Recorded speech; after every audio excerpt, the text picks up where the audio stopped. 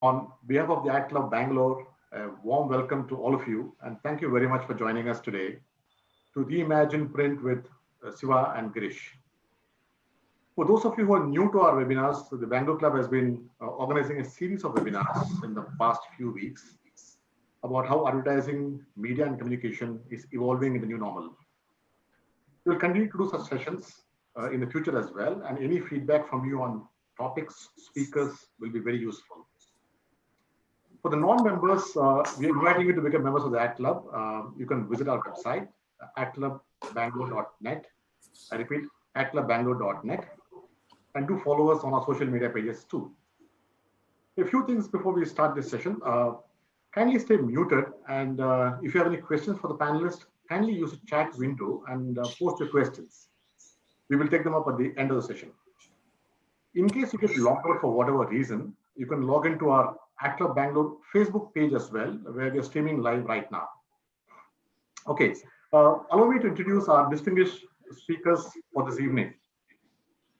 Sivakumar Sundaram, Siva as is popularly known, is the chairman of the executive committee of Bennett Coleman and Company Limited and a member of the BCCL board as executive director. BCCL is India's largest media conglomerate, popularly called the Times Group. Shiva is a chartered accountant as well as a cost accountant by profession. Shiva, a 30-year veteran of the Times Group, started as a management trainee, worked across various corporate functions, including finance, taxation, M&A, group strategy and innovation, response and brand capital. During this period, Shiva has been closely involved in setting up of every new business of the group, from Times Internet to radio to TV, partnership joint ventures with international media houses. In his immediate prior role, Shiva was President Revenue, responsible for leading response and brand capital, which contributes 85% of the BCCL revenues. He was instrumental in setting up brand capital in 2005, a significant innovation in the global media industry, and has assets under management of nearly $2 billion and an ecosystem of 800 plus clients. Shiva is also a fitness enthusiast and actively participates in marathons, triathlons around the world, and also coaches aspiring enthusiasts in his free time. Thank you, Shiva, for joining us today. Thank you. Girish Agarwaal is the promoter director of the Dainik Bhaskar Group and has been on the board since October 1990. He has over 30 years of experience in publishing business and has been with the DB Corp in the same period. Sundar, you're making me look old now. This introduction is good enough now. Thank you. He heads marketing and all related operations and is also an active member of the Indian Newspaper Society and holds the distinction of being the youngest chairman of INS for Madhya Pradesh. He's also been awarded the Entrepreneur of the Year for the year 2006 for Media and Entertainment by ENY, and also the awarded Outstanding Entrepreneur in Asia Pacific Entrepreneur Awards. Dainik Bhaskar today is the third largest circulated newspaper in the world, and Dainik Bhaskar Group has the distinction of being India's largest circulated newspaper group. Thank you, Girish, for joining us today. Thank you. And to moderate the true amalgamation of media from both viewpoints, India and Bharat, we have with us Radhika Ramani. Radhika Ramani is the managing partner of Motivator South and Art Club committee member. She's been in the media industry for 20 years and has worked across media agencies in the UK, Singapore, and India in global, regional, and local roles. Radhika also has her roots in print. Her grandfather was a famous journalist with The Hindu. Over to you, Radhika. Thank you, Sundar, for the introductions. Siva Girish, it's an absolute pleasure to have you on board for this webinar on reimagining print. So we have an hour. I have a whole load of areas to cover, so I'm going to jump right in and start with the question that people have, on top of their minds today. Over the last few months, how much has circulation been impacted? And, as things start to recover, open up, how much has this recovery been improving? So I'll take that question, Radhika.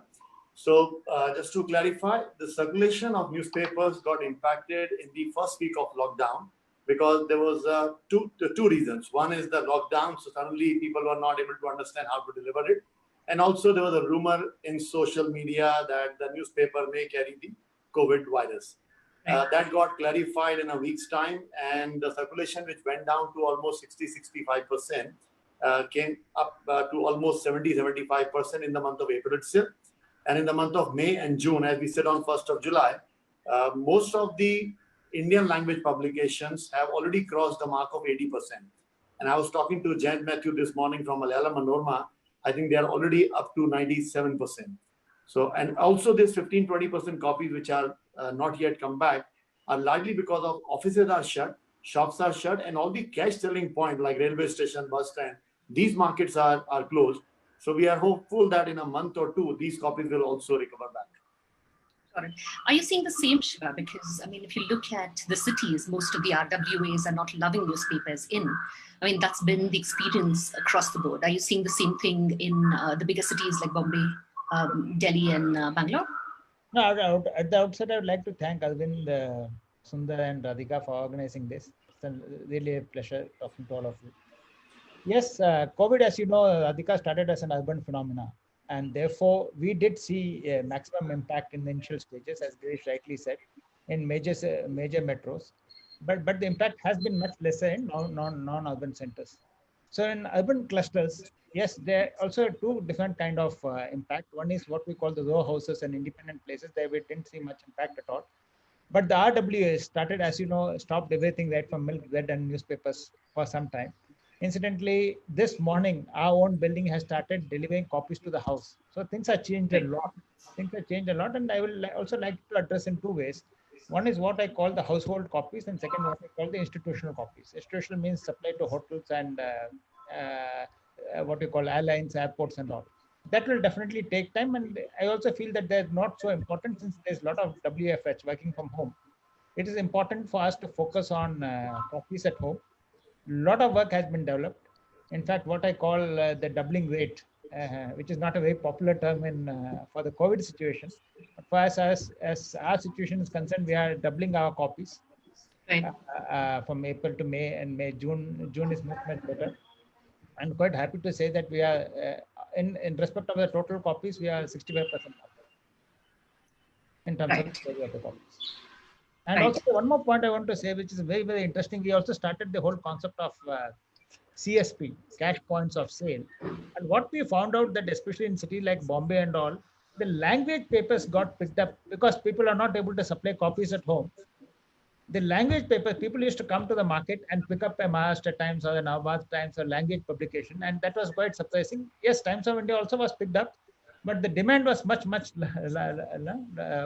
for a language publication from the CSP points. Interesting. Okay. So, I mean, to take that slightly further, one of the things is that, global supply chains have clearly been impacted, right? And you've got 80 to 95% of your newsprint comes from Scandinavian countries and from Canada. With this, this must be a huge, big challenge to the industry. But you've still managed to deliver newspapers to people's doorsteps on a daily basis. How did you manage this? So if you want me to talk about first, Girish. Sure, go ahead. Yeah. So as a policy, we always maintain between 45 days to 75 days. And the price, as you know, of the stock, any given point of time. And the maintenance of stock is always a function of global pricing and the foreign exchange at any given point of time. So fortunately, given the softening of the prices, which was happening over the last 18 months, we had very good inventory, which our teams had built up. So I think in end March, beginning April, we were at almost 75 to 80 days of stocks. So that planning, and obviously the noise around COVID already had started coming around November, December of last year. So I can't say that we anticipated this kind of lockdown. Yeah. At the same time, the first thing you always want to ensure that you do not run out of stock, avoid a stock out situation. So in that context, given the build-up of the stock by our business and commercial team, we were well equipped, and also stock was well distributed across the country at each of them, because we are a national newspaper across the country. Yeah. So in that sense, we are quite equipped to meet the demand during this lockdown phase. And Girish So in has case this. of in case of the Bharat, so I think I'm talking for Bharat. So in case of Bharat, we believe in slightly more Make in India. So we take almost 50% newspaper from the Indian market and 50% imported. And also for the imported, as Siva mentioned, that we generally maintain an inventory of almost 2 months or 3 months time. And also from the month of May, the ports started getting opened up. So we didn't face any problem. We publish newspaper from 65 locations. We have printing set up in 65 locations. Initially, for 2 weeks' time, there was a problem to send the newspaper to all these markets, newsprint, but then it got resolved very well.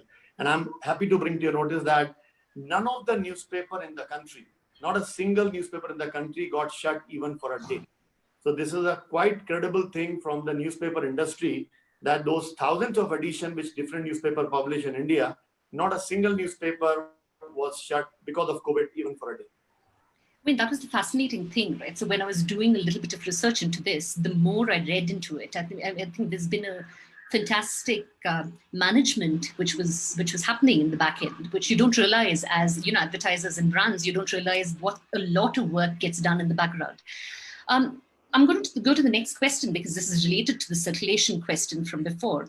Of course, 75% of your overall revenues, end up coming from advertising. Right? And clearly, as the overall pot starts to shrink, what are you doing to drive additional revenues? Okay, let me answer that to you first. First of all, since you mentioned about how newspaper got published and all that, let me give you some more dimension to it. Like FMCG or any other product, they could run shift. That instead of 3 shifts, I can still run 1 shift. But the newspaper have to start printing at 12:30 in the morning, in the night, and have to finish the printing by 4 o'clock in the morning. And they have to maintain that as it is, whether it's COVID or no COVID. And across the board, people manage this. I think the big credit to the industry for that. And as you mentioned, the 75% is the advertising and 25% is circulation revenue. So one good thing happened during this time for us, that the circulation revenue, as you would know, that we generally subsidize our newspapers. So if a newspaper printing cost is say 6 to 7 rupees, and what we recover from the market is 4 to 5 rupees. So we do that 2.5, 3 rupees subsidy on each paper. So that paper, what you read in your house, it's subsidized by us from the advertising. True. During this COVID time, since the volume of advertising was practically nil, we were able to reduce the number of pages. So the newspaper cost came down in terms of publishing, and my subsidy came to almost zero. And the 75% revenue went down to as low as almost 10, 20, 30%, and which helped us to at least, survive. Very interesting. Okay. And as you go along, are you seeing this model likely to shift to more subscription revenue, Siva? No, so there are 2 things. The first, as Girish rightly said, the first priority when the lockdown started for us was to ensure that the copies are distributed. And therefore, it was not so much about, cash flows and revenue was equally important. But the focus, as Jack Ma took out, Jack Ma, he said that for people in businesses in 2020, it's just a year of staying alive. So we first priority was to ensure that the copies get distributed. The second, as the very first question you asked, how to restore the copies back. The third is obviously advertising revenues are coming back, and as you can see that as the economy opens up and more shops open up, revenues will come back. But I have 2 views here. That I have a strong view that there's a certain value at which there's a customer. For each price point, there's a customer. So in my own view, there's definitely a max out of circulation revenue. Mm-hmm. It is not that the subscription revenue or something you can go on endlessly increase. If you increase the elasticity, dynamics changes. Mm. So therefore, in my view, I may be wrong, but there is definitely a max out of advertising revenue. There's definitely a max out of circulation revenue. Therefore, it has become important that how do we start relooking at our content, repurposing the content, and we are already doing it in a big way.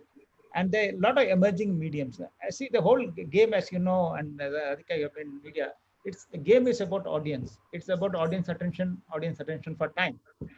Therefore, the question is that what is that you are serving? What is the value? And as the audience migrates or moves from one platform to another platform, then your content has to be repurposed based on intrinsic appeal or native appeal of each of those platforms.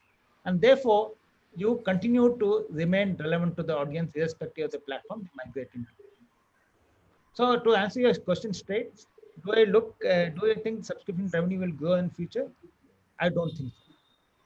That's an interesting point you raised, Shiva. I want to pause on that and I'll come back to the content aspect of it because I have a lot of questions on those as well.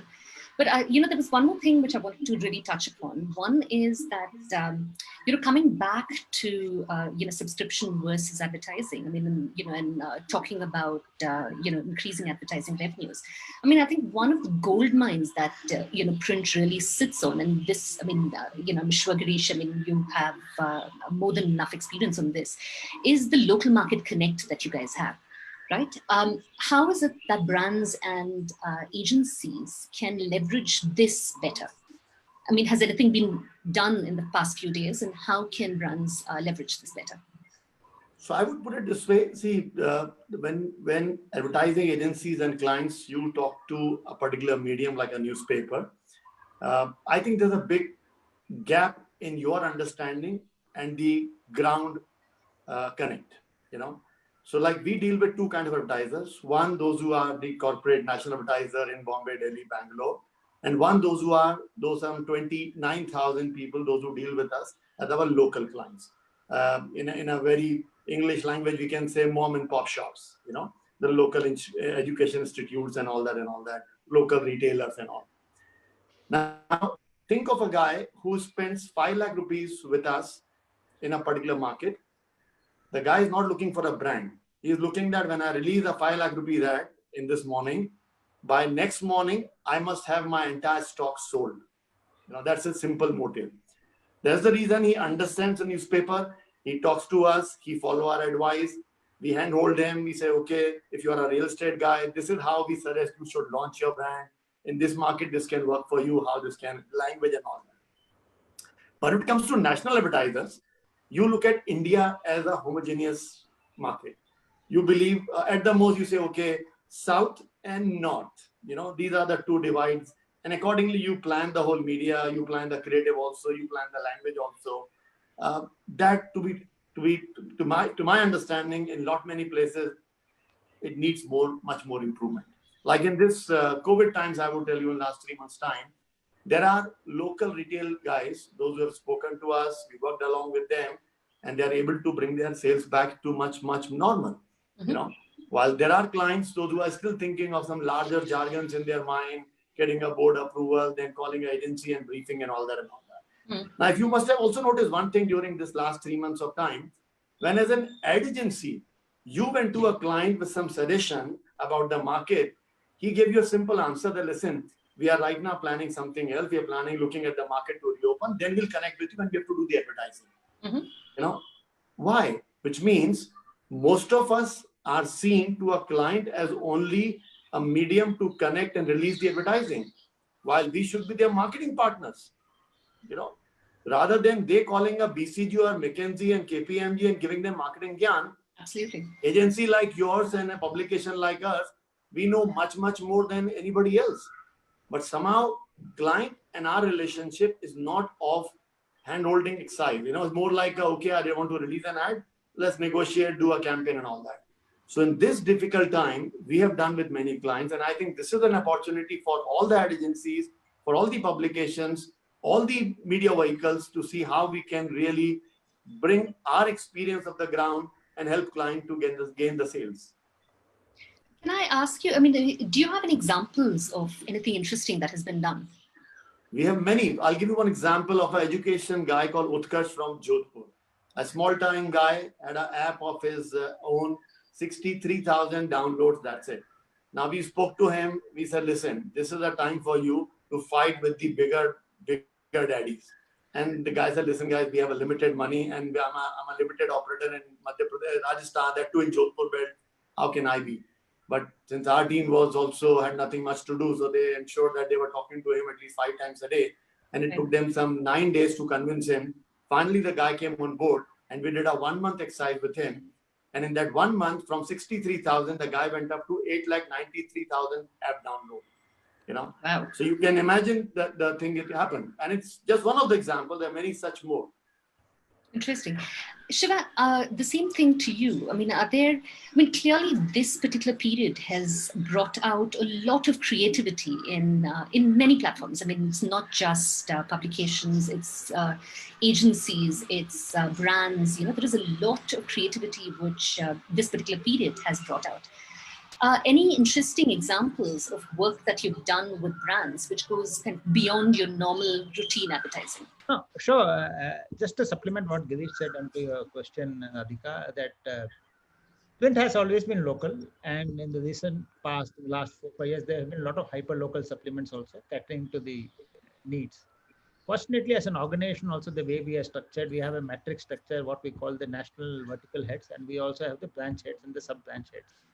So and this market, COVID what has taught us, it's different strokes for different markets. So each market situation is very different. So therefore the opportunity, so this time the branch heads, as we call it in a structurally, and the local branch head, they rose to the occasion because what applies nationally will not be applicable at each of the markets. Yeah. So to give you, and we wanted to give an example. For example, there was a healthcare company which was at a small market, which was interested in the filtered mask, which we provided in our newspaper as an innovation, using homemade clothes. Similarly, the small advertiser in Pune who figured out that people at home will now, since they are working from home, they will need office chairs. So small things like this, but as Girish rightly said, it's about action, call to action, immediacy, local, next door. What is next door? So therefore, the hyper local and local initiatives and call to action, immediate call to action, drew a lot of course, they're small value compared to what the national advertisers will pay, but that was the need of the hour, different strokes for different markets, and that's what actually worked out. The next question I had was much more about, one of the other things which we've noticed is you have a lot of unprofitable, editions which have been closing down over the last, few months. Of course, sizes coming down, but a couple of, markets, unprofitable editions in markets have kind of shut down. My question was actually catering to that. When you open in a market, when you launch in a market, what are the factors that get into your decision-making process? Is it about, the viability in that particular market, or are you looking to build overall, coverage and reach? Okay, let me take that thing, because we have done some 60 amazing work in 20 years. So when we get into a market, let me give you a case in point of Bihar. We looked at Bihar in 2007 first, and we said, what's the potential in that market? And the report came negative that no, Bihar is still much rural, we need to wait. Finally, in 2013, we took a call on Bihar that yes, now Bihar is changing. It's no more kidnapping and dacoits and all that. So it's becoming more sensible market to get in. 11 crore population of that market. Consumption-wise, represent only 3% of India, while population-wise represent almost 10% of India. So we said, which means this market need to consume much more. So when we got into the market, we saw that what is the total number of copies required, how many people are exposed to media. Now Bihar, as you would know, a lot of people call it a media dark state, because the TV reach was much lower because there was no power there, and newspaper was a large vehicle to be delivered, but again limited size, because in 11 crore population, I would assume almost 2.5-3 crore households, number of circulating newspapers were limited. So we saw a big potential in that market. And also, to answer your earlier question, you said that when you look at a market, and you said there are some loss-making markets and all that. So whenever we launch, or any organization launch a newspaper, nobody wants to launch it for a loss-making market. You launch with a particular assumption, until you've been consulted by some godforsaken consultant who given you some idea, which is, you know what I mean. So you launch market and you say, fine, I want to take the market to a next level. But very first important thing is that you need to work in the market to take the market to the next level. You can't go with the intention saying that I'm here in the market to just see how I can leverage the market. How, no market is willing to get leverage unless until you're willing to work in the market and take Invest the in market it. to the next level. Right. Which I've seen in case of Rajasthan in 97, in Haryana, classic case. In 2000, I remember we were launching Haryana. And in those days, Haryana was considered to be the state by the highway because people knew Haryana only by the dhabas. You thought when you go to a Shimla, there are dhabas in between, that's called Haryana. And very different image of Haryana, the cow and lut and all that. And thanks to MTV, everybody thought that people in Haryana have buffalo and a lut at home. So when we looked at that market, 2.5 crore population, not a single newspaper operating from Haryana. And you say, why? Just because Delhi was too close or Punjab was too close. If you ask people in South, they believe Haryanvis are all Punjabis, while Haryana and Punjab are two different animals altogether. So you need to understand the market, work with the market, and take the market to the next level. And today, I'm happy to say, since our launch, we make 40% plus EBITDA in Haryana. So you can imagine if you're making that kind of EBITDA margin in a market, why not? Interesting. So And that's why, if I may just yeah, add one. Actually, this is a great question you asked. I'll tell you why. Because pre-COVID and post-COVID, there's going to be a big difference. Pre-COVID, whenever we used to take, obviously newspaper by definition is a long gestation period businesses. So when we think of going to a market, for example, when we went to Kerala as a market, when you look at market, obviously there are 2-3 factors. What is the audience in the market, in that market you are serving? What is the so-called the socio-economic class composite of the market? How much advertisers from other markets want to go into those markets? And what advertisers in those market obviously want to cater to what we call the L2L, O2L and L2L advertisement in those market. But what used to happen is some of your assumptions never were right because there used to be a lot of urban clusters.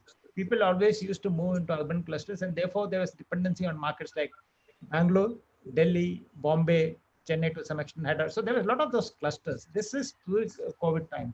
Now, I don't know how this will change post-COVID. When more work from home, people are talking of satellite offices.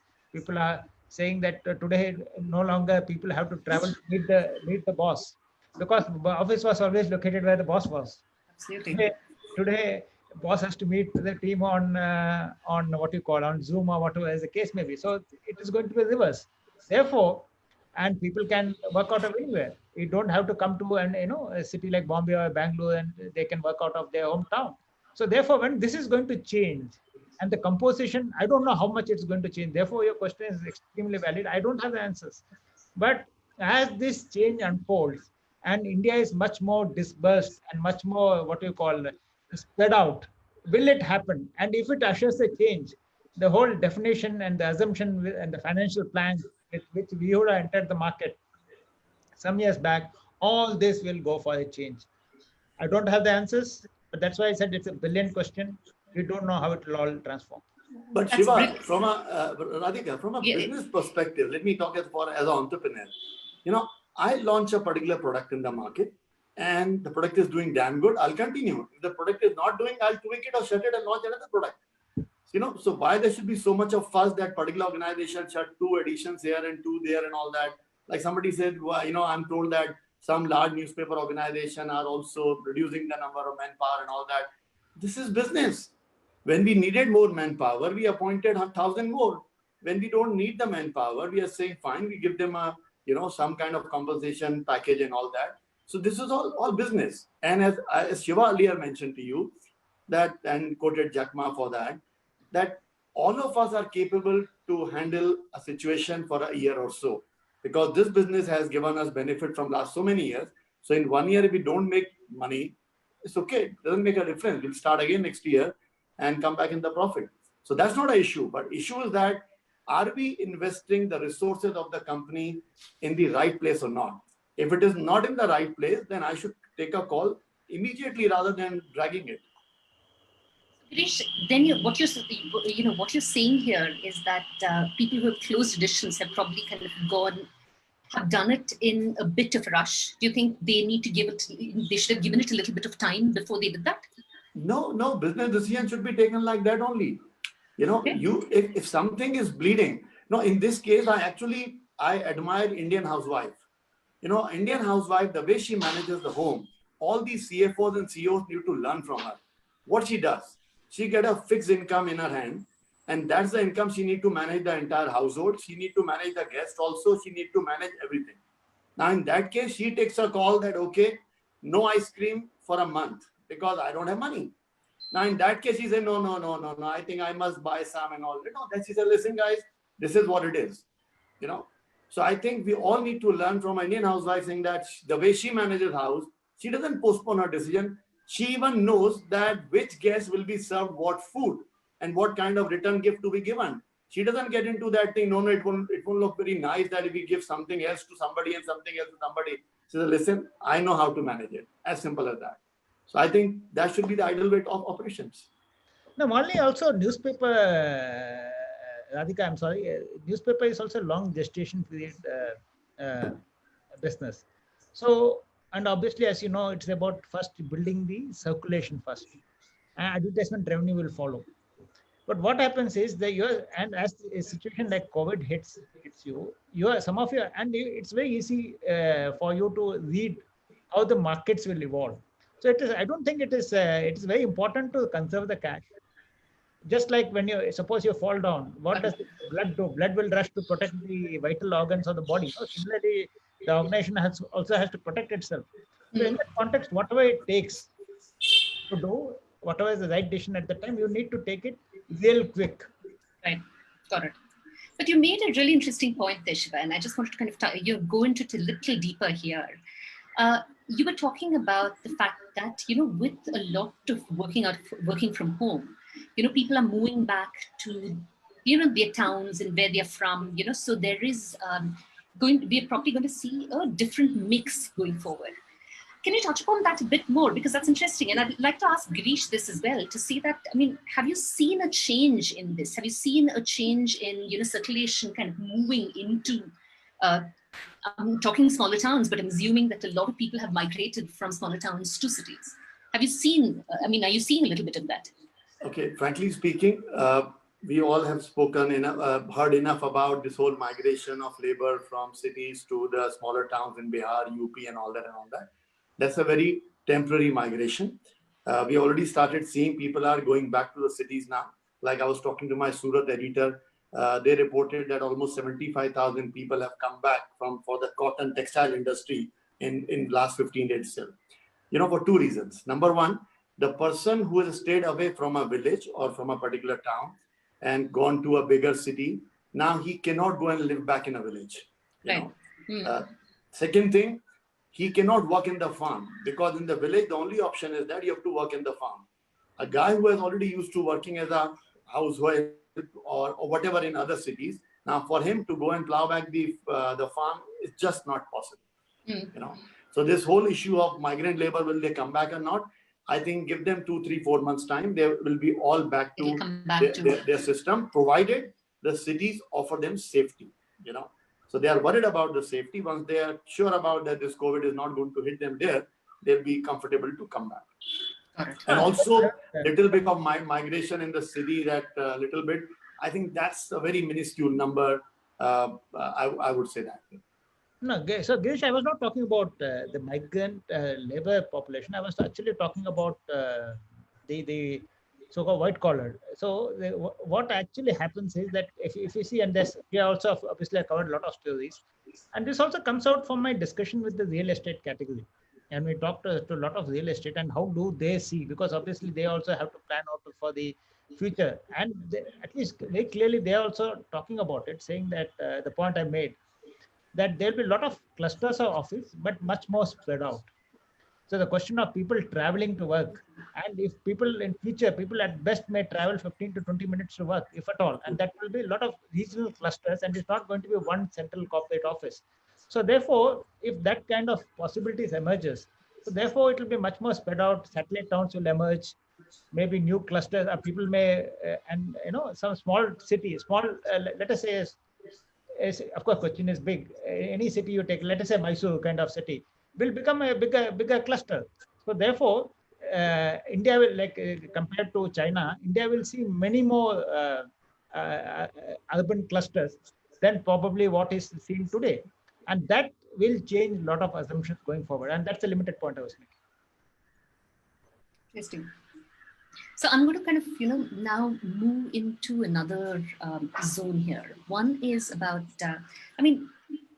one of my experiences across, I've worked across multiple countries, and one of the things which I've seen is as, digital started to come in and started to kind of gain on ad revenues, there are lots of things which started to change, including, print started to evolve. You started to move from broadsheets to tabloids.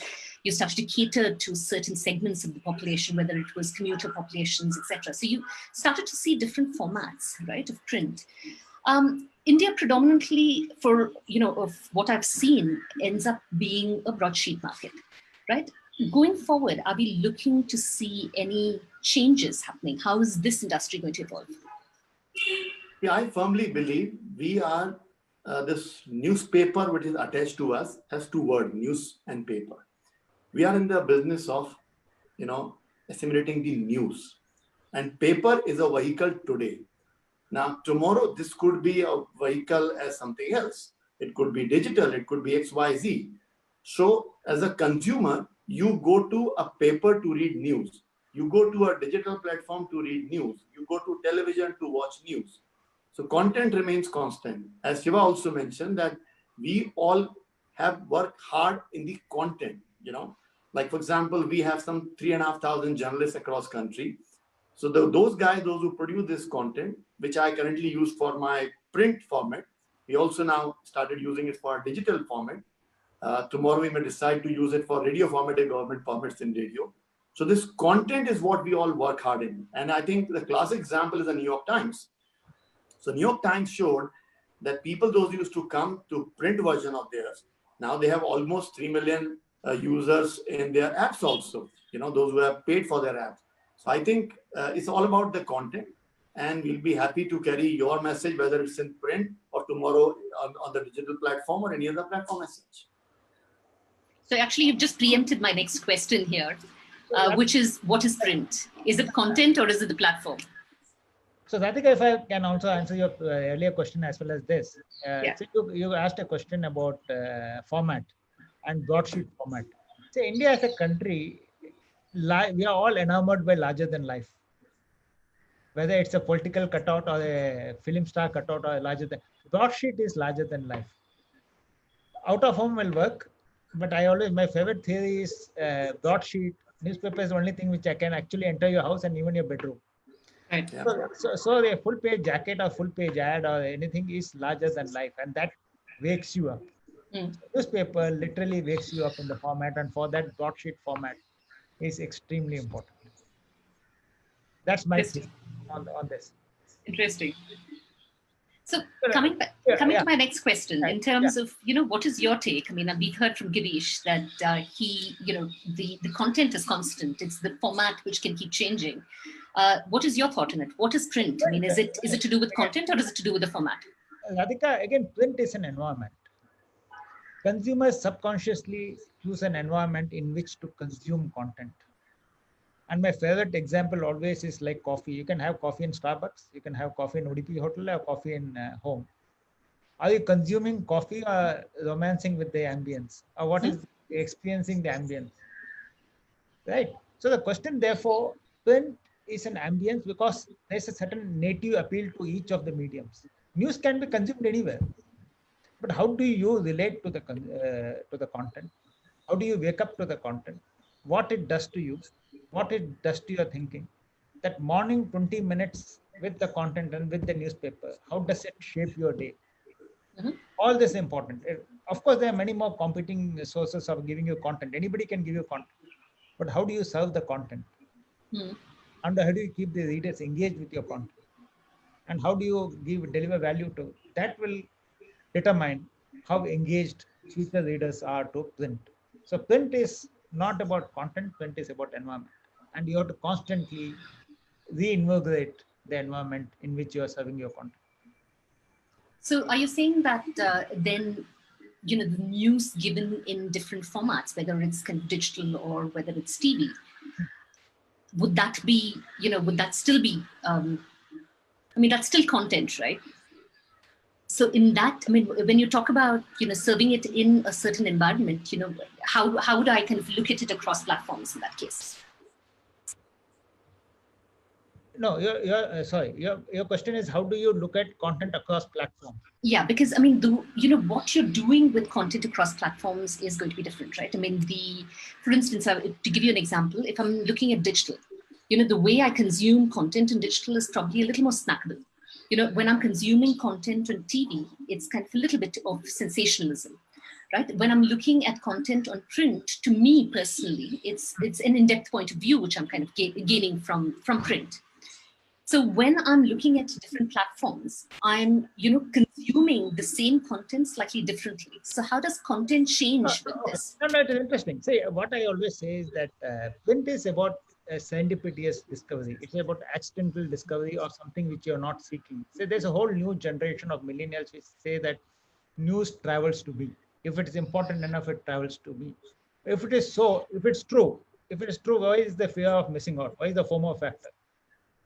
Therefore, you human beings, as what you call as, we are always concerned that what are we missing out. We are not concerned of what.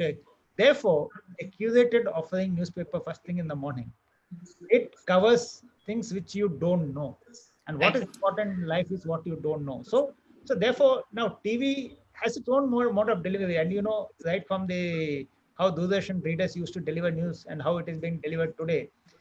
Of a lot of noise, lot of this, but it's a different way of serving it, and there's an audience for that. There's an audience which want to consume news in a different way. But the advantage which print has over any other medium, it's one simple word: serendipitous discovery. You are a busy person. Throughout the day, you have a lot of other things to do. Right. You value your time. If you value your time, then this 20 minutes consumption, somebody is curating it for you, offering it to you, delivering it in a platter. So that's more than enough, because you're not going to miss out anything. Right. Otherwise, throughout the day, if you have time, if you don't value your time, you can obviously look at your WhatsApp messages, half of it being fake, and you don't know what you're consuming is real or not. And by the end of the day, but you have wasted so much of your productive time. Engaging is not productive. Got it. Girish, your view on this?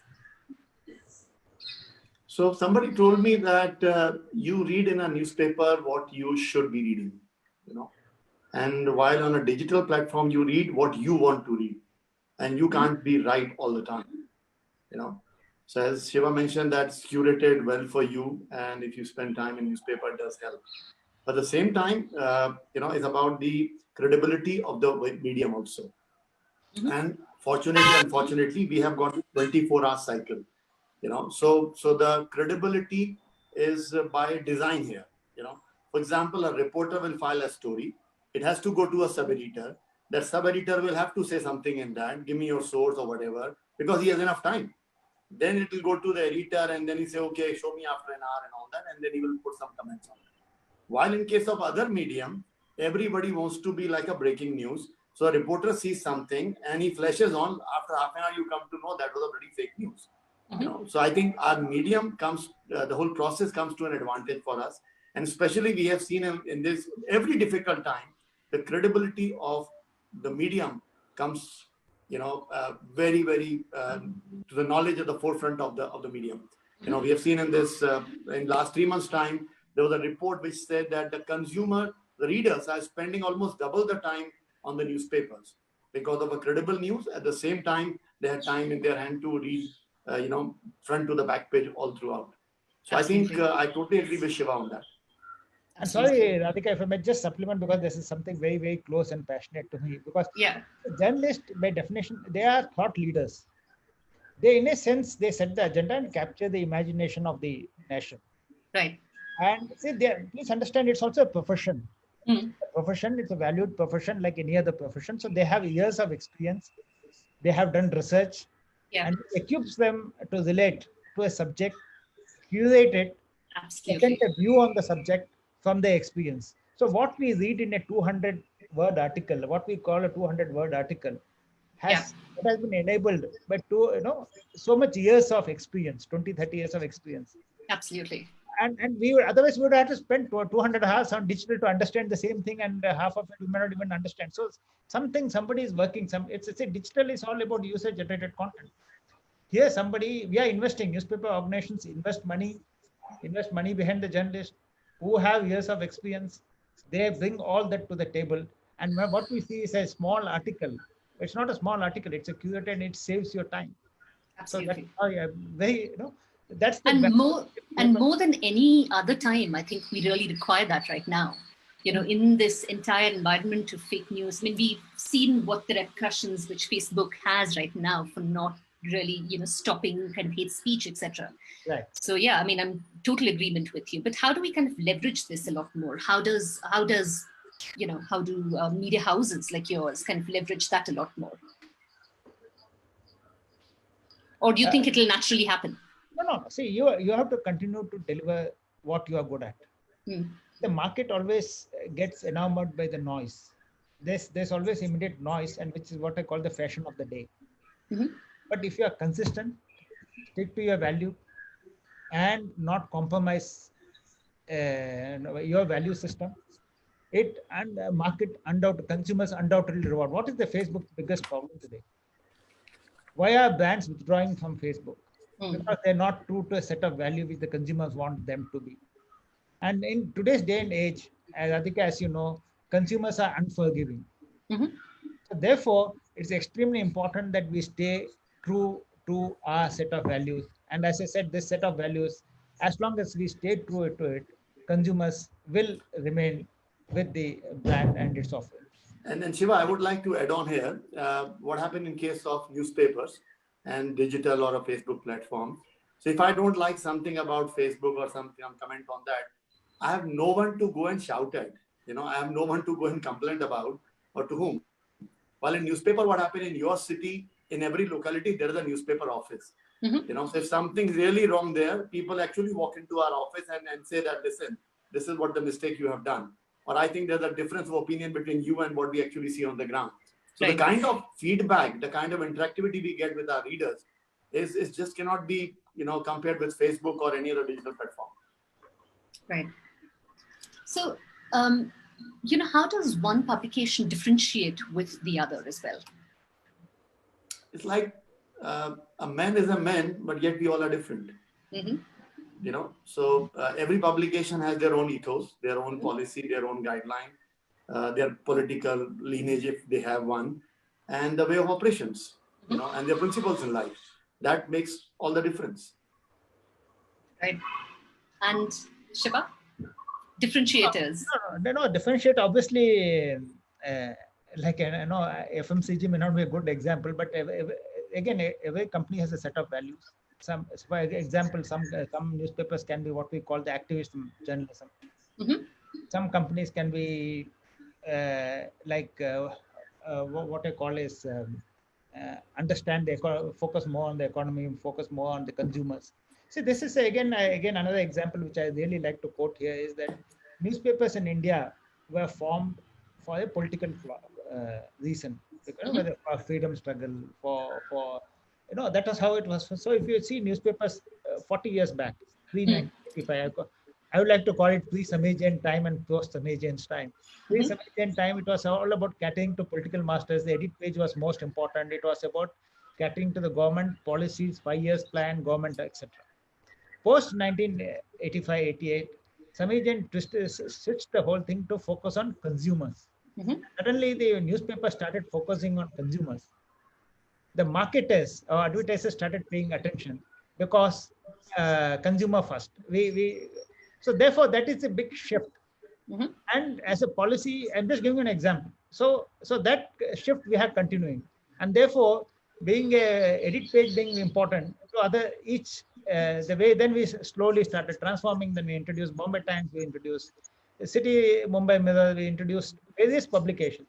To various segments of the population, and with the consumer as the focus to serve the needs of the consumer. So that transformation is what enabled us for it to become a very attractive vehicle for the advertisers and the brands to ride on it. And I must add one thing which I admire about Times of India Group is that none of the promoters of Times of India group are the managing editor or the editor of the group, you know. And we also somehow correlate with them, because our organization also, we don't have any of the promoters as the editors and all that. Right. While there are organizations, those who are very happy hobnobbing with the chief ministers of the world and all that. Because understand, this business also brings in a lot of feathers, you know, the benefits around you. You know, you become a kind of uncrowned king in a state or in a territory. You know, for you to call a chief minister over for a breakfast or lunch is like a phone call away. Yeah. You know, so a lot of people get carried away with that also. You know, that becomes the prime focus in life. You know, but you have to also understand that always a two-way traffic. If you do something with that guy, then he also can pick up a phone and tell you that, listen, this news needs not to go. Yeah. You know, so best is that we need to avoid such situations. Stay away from this. Avoid those lunches and dinners and do with somebody else, so that you don't get the phone call.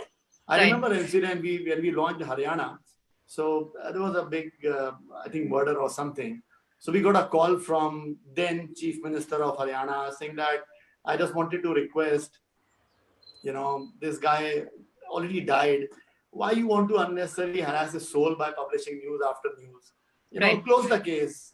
So we said, listen, doesn't happen in our organization. Somebody has killed somebody. That guy need to be taken to the task. You know, so I think that's how the newspaper stays true to their ethos and principle. So, I mean, both, you know, Dainik Bhaskar and TOI have, you know, other platforms as well, right? You have your Times Now, you have your Times Internet, you know, you have different other platforms. Are you looking at an integrated kind of newsroom to, you know, and how does that kind of, you know, work at this moment? So in our case, the background or the backup of the integrated newsroom already there, you know, so all the central bin, what we call it. So all the news for digital and print generates and goes into the central bin. But the person who's using it for the consumer need to make it separately. Why? And not only for the platform, even for the market. For example, yesterday's Mr. Modi's announcement of that 16 minutes talking about certain benefits to be given to people, he did mention Chhat Puja in that twice. Now that Chhat Puja, people in South won't understand. But the Bihar knows Chhat Puja is bigger than Diwali for Bihar. So for a Bihar, that makes a headline that Prime Minister announced that you will get benefit up to Chhat Puja. You know, while for other markets, it's not that relevant. You know, so this is a kind of specification or localization you have to do for the region and for the platform also. So there is a backup, but you can't have the common newsroom that the same news will go to all the platforms. Right. So I can't agree with Girish more on this. That's absolutely right, because the news gathering can be the same, it can be integrated, but repurposing of the content, because each what you call each market obviously is different, but each medium also has a certain native appeal to it. So therefore, you need to, and some news are relevant, and each medium also has a different set of audience. Yeah. Therefore, unless you repurpose the content based on the appeal to the audience it caters to, and so to the native strength, intrinsic strength of those platforms, it will not make sense. So the front end guys have to be different. Right. But has to be, whoever gathers content has to be shared. Obviously, that is the economy of scale, and we need to operate in breaking news, exclusive news. We share the content, but repurposing front end people are very, very important. Got it. Different. I said very different. Yeah. So, I mean, I'm going to kind of, you know, I have one final question before I can get into the series, because we've got a whole load of questions from the audience. One kind of question on this, right? Has there been any work, and this is to you, Siva, I mean, has there been any work which has been done to map kind of audiences across, you know, all of these platforms that you have? You know, is there any, you know, work which is currently being done? Because that would be of immense use to brands as well. That's a very, very good question you're asking, but please understand that the value of audience, a value of a reader in Times of India, when he or she is consuming this, and the same reader, when he's on a radio channel, and when he's on a digital channel, when he or she is consuming a Ghana or I'm giving our example so that we can tell, or an MX player or in a content or in a TL portal, is extremely different. Right. So yes, there are exercises, but at the same time, please understand that the value, as I mentioned earlier, is always in the unknown. The moment you convert an unknown into a known, you are reducing that person into a least common denominator. The value diminishes. So what you consume, when you consume, how you consume has to be a mystery. And that mystery can only be possible in print. The moment you take it to digital, the moment you convert him or her into a mobile number, into an email ID, the value is lost. We would be out of our jobs, Shiva. You've just put us out of our jobs right now. So I had to remain in a job, so I had to say what I had to say. Shiva, that's a pretty good pitch to present to a client and to confuse him more. That's how the creative guys do when they present all the jargons and all that. So client finally says, yeah, looks good. Go ahead. Girish, don't you agree with this? Totally with you. Right. I'm going to go into a couple of questions which have come in. And okay, there is one question for you, Shiva. Why is it that English newspapers are priced so low, even compared to Indian language newspapers? Hasn't that been a burden to the industry? No, so question is that, as I said, at each price point, there are certain consumers. So it depends on what is your strategy. So the question is, English has much more competition. Then, like I said, the simple example which borne out in the COVID time is that, for example, Maharashtra Times and Navbharat Times had more stand sale than English itself. Right. Therefore, and likely or wrongly, English reading consumers are extremely price sensitive and price conscious. Therefore, for us to protect the franchisee of the reader, in our opinion, we have already maxed out on the pricing part. Therefore, the scope of it's not about putting any. See, the question is that customer doesn't care about your price. Right. It is up to you to constantly relook at your operating models and the cost models. Right.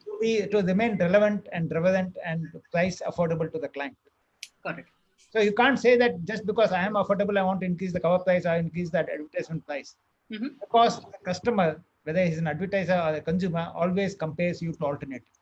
Yeah. Shiva, I would actually answer that question very simply. Let the pricing of the product be left with the product manager. Let him decide what is more viable for him and at what. As simple as that. He didn't need to run the business. He need to decide what is viable for him and not. And what the trade-off between circulation and subscription is to be. Yeah. So there is one more. Will print media be able to regain its old influence again? We already have that influence. Maybe minor 5-10% impact here and there because of circulation. So I don't think we need to much worry about that. It always has and will always have. So today, even in RWAs or societies and all, if they have a problem or if they want to express their voice or get a voice to their grievance, where do they go to? Yeah. Yes, they do in social media, but it doesn't impact. If your voice has to be heard, it has to be newspapers.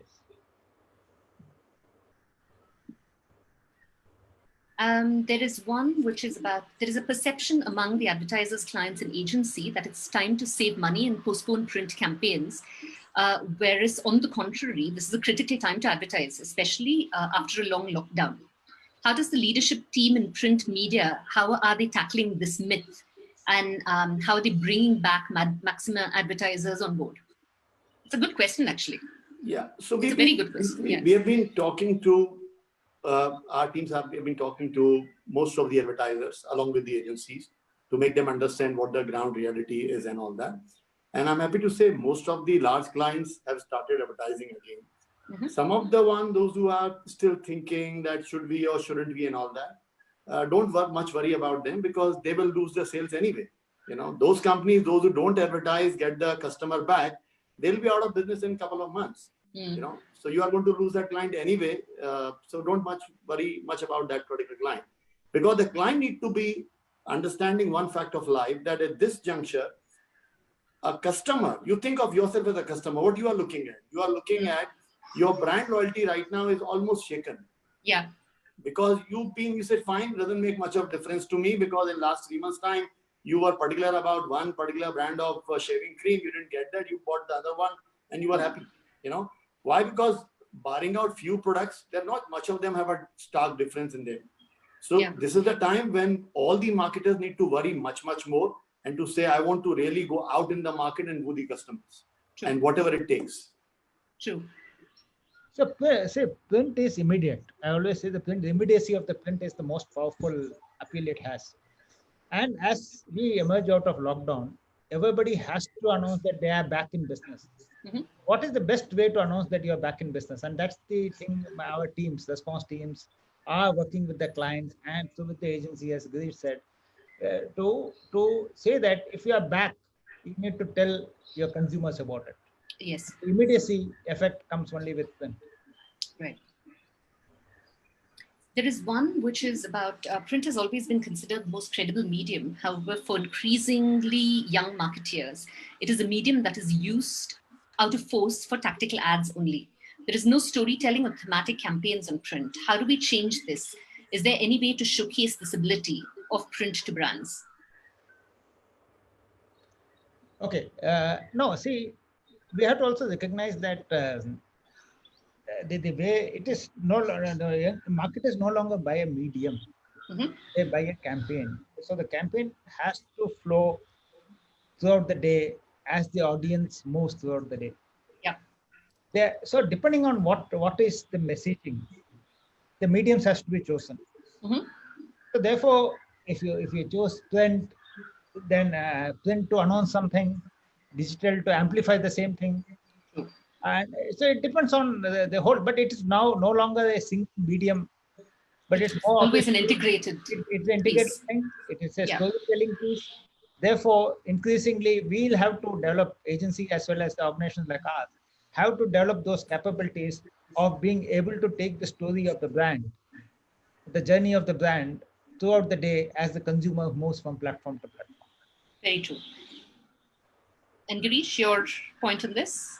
So we believe in this case, what we are doing, we are tackling it more from the editorial perspective, because we believe this young audience, when they come and read the newspaper, they have a different perspective on everything. So how are we dealing with them in the newspaper? Because what a 50-year-old perceives from a particular news and what he's looking forward for, a 28-year-old is not doing the same thing. So our editorial actually, threshes out it on a daily basis to understand how we talk to the consumer of each age group in a way which is relevant to them. Got it. I think we have time for about two more. When TV came, people said print will die, and then radio, and now with digital. What are we going to see in the future? Do a combination of mediums, is that going to emerge? I mean, that's exactly what your point was, Shiva. But do you think there's going to be an amalgamation of all media? It's not about amalgamation. There will always be niches. Each medium will have its own power, but everybody has to be very conscious about the cost at which they are delivering. See what has happened, and this again another example. Like what happened in 2008 financial crisis was about sweating of assets. So that's why the whole shared economy came into picture. My view is that this medical crisis is about this COVID crisis of 2019-20 is about sweating of human assets. That is, we all have to multitask.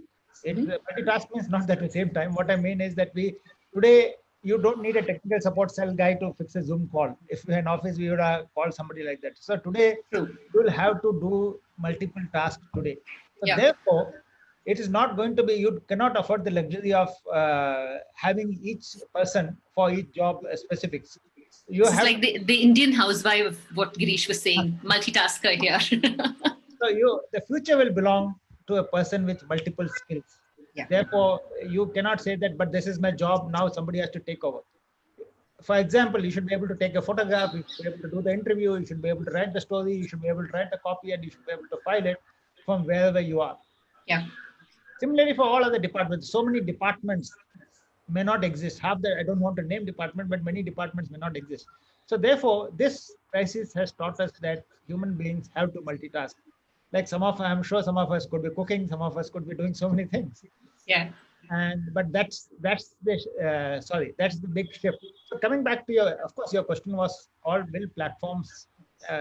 So yes, all platforms will survive, but only as long as they are delivering value at an affordable cost to the consumers, because consumers have to what we call they care about cost, they care about value. Mhm. So there is.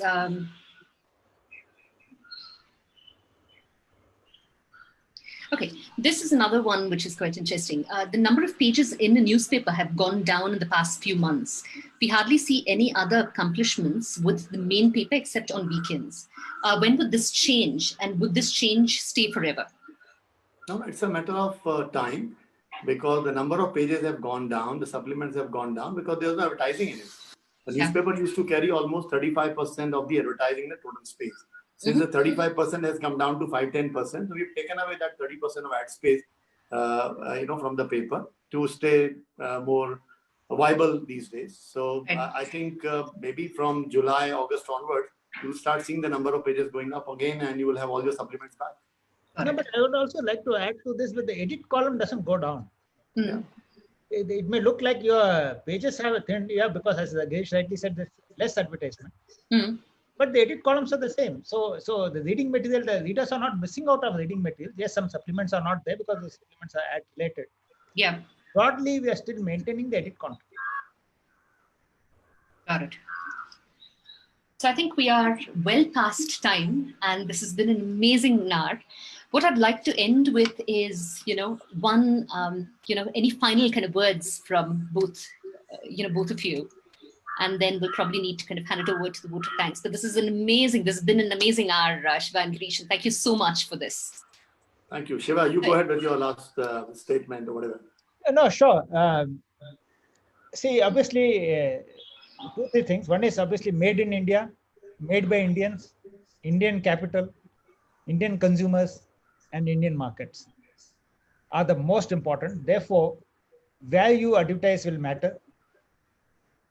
And therefore, because advertisers are part of society, they will need to exist and get the endorsement of the society. They have to understand and relate to the concerns of the society. So therefore, in the changing context, newspapers definitely have a what we call primal role, and newspapers will survive and will continue to deliver value to the consumers and the advertisers. And I would say these are the difficult times, so stay focused. Work much harder than what you used to do earlier. If you were devoting 8 hours earlier, this is the time to do 14 hours. And don't try to cheat yourself, because the gain or the loss will be yours. Forget about the organization. Think about yourself. If you think that I'm cute by putting the video off while doing the calls at the offices and all that, please understand, you can't be cute to yourself. So you've got to stay focused, work hard, because if you don't sail yourself out of the storm, nobody else will help you. So stay focused, do your best, and stay safe. All the best, and thank you, Radhika. Thank you very much. Thank you, Arvind. Thank you, Sundar, for this great opportunity. Thank you. Thank you. What I'm going to do is really hand it over to Sanchi. She's another committee member to do the final vote of thanks. And Sanchi?